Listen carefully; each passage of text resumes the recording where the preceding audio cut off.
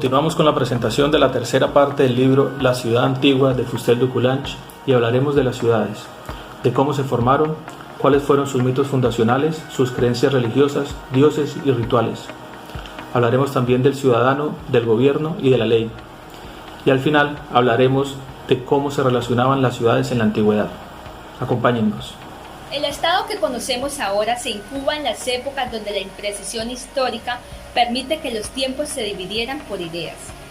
La etimología del estado actual la encontramos en la familia, como sociedad primitiva, aislada y limitada, pero que se desarrolla cuando términos como el griego, fratria o latín, curia, nos permite explicar la unión entre familias que surge a raíz del culto común, el cual permite una adoración básica consistente en sacrificios normalmente. Esta asociación de familias conlleva la formación de la tribu, donde vemos interés en la búsqueda de la justicia, la aparición del liderazgo y los decretos que regulan las acciones del hombre, pero deja en evidencia la exclusión de aquellos que no comparten el lazo de sangre. Es claro que el siguiente salto es la ciudad, que se forma logrando unificar la pluralidad de creencias entre tribus, pero permitiendo a su vez se conserven algunos ritos privados. Este cambio motivado por la fuerza o por la voluntad. De lo que tenemos certeza es que se conserva cierta individualidad. Podríamos decir que el hombre en esta etapa se encuentra inmerso en su naturaleza, la cual deja expuesto al mismo, permitiéndole llenarse de sentimientos como miedo o amor, al ver sus cultivos crecer, pero a su vez la tormenta que acaba con su esperanza. Pero toda su realidad madura a tal punto que sus pensamientos le conduce a la asignación de atributos divinos, a lo intangible como los pensamientos o alma. Y aparece un politeísmo destacado, fruto de la diversidad de tradiciones, pero el que se termina por seleccionar algunas creencias lideradas por los resultados en las familias más prósperas. Se adoptan teísmos individuales como comunes, mas nunca dejan de lado los ritos particulares celebrados por los jefes en lo constituido como ciudad. La religión que profesaban los antiguos era un conjunto de ceremonias, ritos y cultos. Los antiguos vivían esclavizados a estas religiones, pues lo importante de esta religión era la práctica, realizar aquellos ritos, aquellas ceremonias y recitar las oraciones tal cuales se la habían enseñado a los padres a los hijos, porque se creía que estas oraciones eran eficaces y vivían en armonía con los dioses, lo cual lo importante era no generar la furia de estos dioses y se creía que podía ser traicionado por ellos. Estas oraciones permanecían inalterables. Cuando se podían, se registraban y se transmitían de generación en generaciones. Lo importante no era cambiar ninguna parte del rito, porque se creía que era ineficaz. Los anales eran unos documentos en los cuales los sacerdotes registraban los hechos que sucedían cronológicamente en una ciudad. Así como las ciudades tenían su religión y su calendario propio, también tenían los anales. Estos registros eran realizados por los sacerdotes, los cuales se creían que eran reales porque no podían equivocarse, deberían escribirse tal cuales sucedieron porque se creía que si estos llegasen a tener algún tipo de modificación iban en contra de las leyes. Estos permanecieron en custodia bajo los monasterios y con el pasar del tiempo fueron divulgados. Así como en cada familia existían las religiones domésticas, y si el sacerdote, que era el padre de familia, tanto la ciudad como la tribu también tenían su propio sacerdote, que era el jefe político y religioso. ¿Quién era? El rey. El rey era el encargado de realizar los ritos y las ceremonias. Por eso se creía que debería ser pulcro, ser limpio, porque debería agradarle a los reyes. Cuando hubo la revolución de las repúblicas, entonces cayó la monarquía, pero surgió el magistrado que surtía las funciones del rey. Este era el encargado también de realizar la ceremonia, los cultos. Aunque se había caído el rey, la gente de ese tiempo añoraba o le rendía culto o le rendía el mismo respeto a estos magistrados. La urbe. La ciudad era la asociación religiosa y política de familias y de tribus. La urbe era un lugar de reunión, un domicilio, sobre todo un santuario. Una vez las familias llegaban a un mutuo acuerdo, consolidaban sus ideas, tendían a reunirse para así formar un mismo culto, en donde se hablaba algo común y se hacía un santuario como tal. La fundación de la urbe siempre era completamente un acto religioso. Podemos ver un ejemplo que nos trae el capítulo sobre Roma, que no obstante era una ola de incredibilidad acompañada de una antigua historia.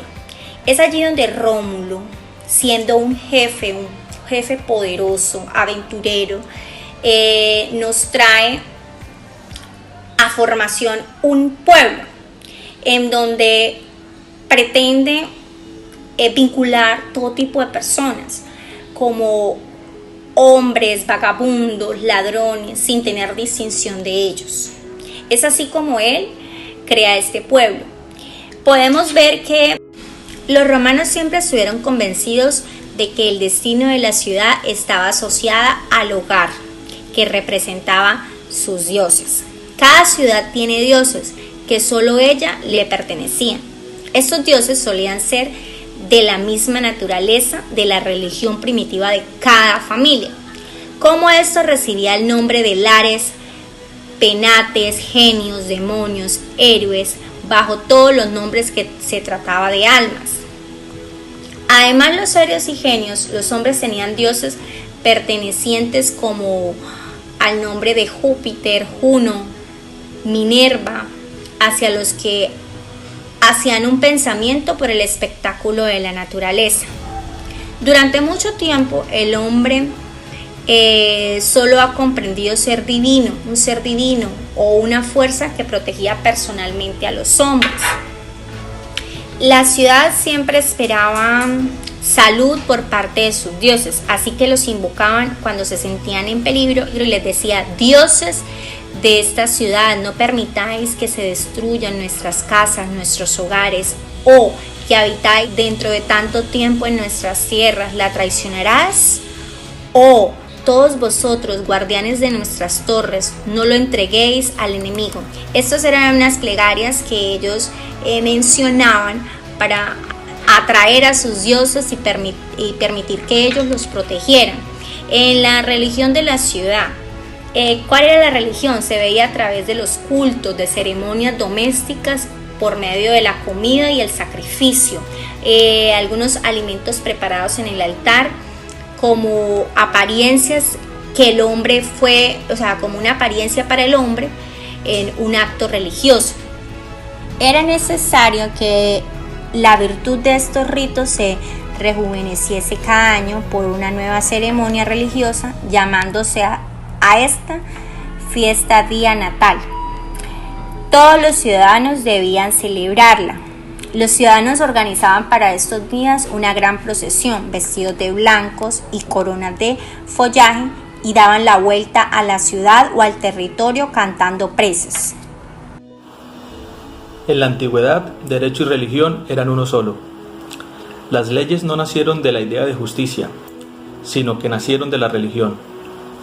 Al tener cada ciudad un dios, tenía entonces un código con leyes particulares propias únicamente de esta ciudad. En este entonces eran los sacerdotes quienes hacían las veces de jueces. Se creía que las leyes tenían un origen divino, por lo que nunca cambiaban. Estas estaban codificadas en fórmulas secretas de tal forma que solamente podían tener conocimiento de ellas los ciudadanos. Y es que había una diferenciación muy clara entre ser ciudadano y ser extranjero. El extranjero, al no participar del culto de la ciudad, no tenía derechos, y solo se podía ser ciudadano de una ciudad. No se podía pertenecer simultáneamente a dos religiones.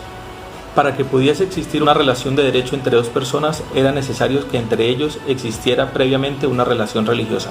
La palabra patria significaba la tierra de los padres, la terra patria, y esta era lo más importante. El patriotismo era considerada la virtud suprema de la que emanaban las demás. No existía nada fuera de ella y el destierro era el peor castigo imaginable. Cada ciudad era única culturalmente por exigencias de su religión, por tanto cada una tenía sus propias leyes que emanaban de esta. El excesivo aislamiento de cada ciudad no era tanto por la geografía, sino por las creencias de las personas. Solo cuando las ideas se transformaron se pudo concebir un estado más grande regido por otras reglas mejores y más modernas. Las ciudades, la guerra, la paz, la alianza de los dioses. La religión, que ejercía tan grande imperio en la vida interior de la ciudad, intervenía con igual autoridad en las relaciones que mediaban entre las ciudades. Esto se ve observado en la manera en que los hombres de las remotas edades se hacían a la guerra y en la forma como realizaban o cómo celebraban las paces y formaban ciertas o dichas alianzas. Dos ciudades eran dos asociaciones religiosas que no tenían los mismos dioses. Recordaba, cuando estaban en guerra no combatían solo los hombres, sino también los dioses tomaban parte en esta lucha, quienes al pelear con el enemigo se les reconocía de enemigos, porque se decía que peleaban contra los dioses.